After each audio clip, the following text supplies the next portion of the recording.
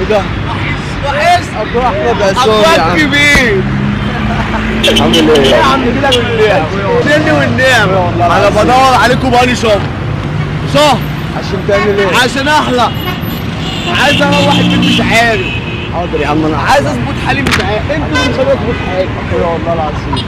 عايز احلق يا اخويا كبير بقالي شهر بدور عليكم. احمد عصام اروح عليه دلوقتي وهتشوفوها هيبقى عم عامل كيلو ازاي. النعمة ده حلال غلابة، حلال متميز على فيصل والهرم. اخويا والله. ربنا يستر عليك.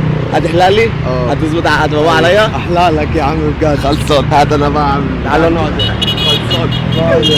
هو بتقول للناس ايه بقى عشان رمضان داخل علينا؟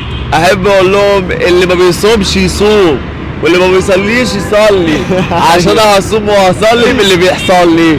هصوم وهصلي باللي بيحصل لي واللي شفته ولا وكل سنه بس وانتم طيبين. بالابتسامه من اول ما بشوف الناس دي.